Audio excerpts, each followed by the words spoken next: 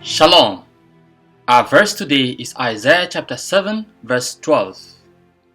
But Ahaz said, I will not ask, and I will not put the Lord to the test. In Isaiah chapter 7, God sent the prophet Isaiah to Ahaz.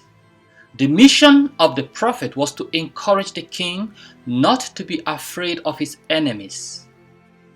God told King Ahaz, be careful, be quiet, do not fear, and do not let your heart be faint because of these two smoldering stumps of firebrands, at the fierce anger of Rezin and Syria and the son of Remaliah. That is in verse 4.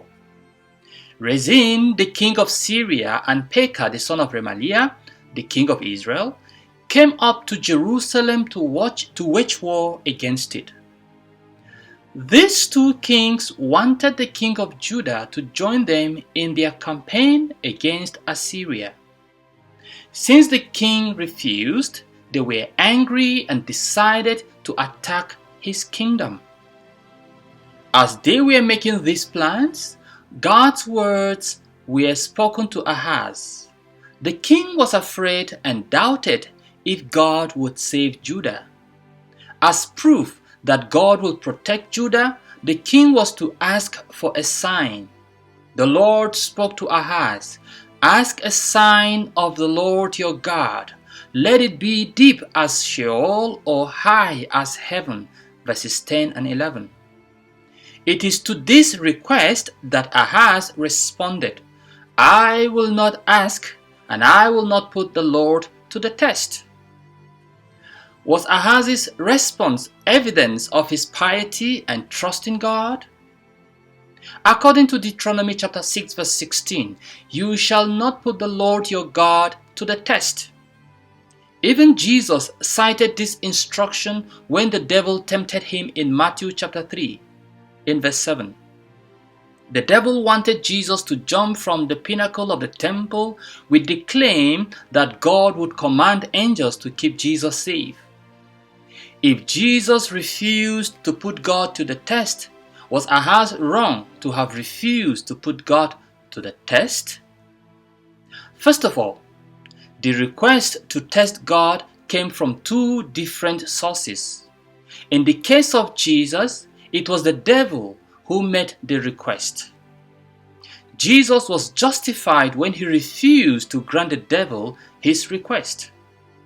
On the other hand, Ahaz was asked by God to make the request.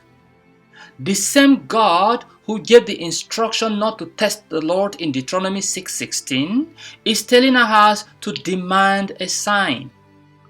If requesting a sign from the divine were like putting God to the test, God would not have asked Ahaz to do it. The response of Ahaz to this divine request would not have been him testing God. Rather, it would prove Ahaz's faith in God. Therefore, Ahaz's refusal to ask for a sign is not piety but a lack of faith in God. Although it appears to demonstrate his reverence for God, it actually conceals his reluctance to trust in God's promise. It is for this reason God told him in verse 9, if you are not firm in faith, you will not be firm at all. Lesson for us. From the action of Ahaz, we have come to learn that it is possible to pretend to have faith by appearing pious. Ahaz's pretentious disposition is Pharisaic in nature. Jesus rebuked them as being hypocrites. By honoring God with lips but hearts far from Him, they are outwardly pious but internally empty. See Matthew 15 verse 7.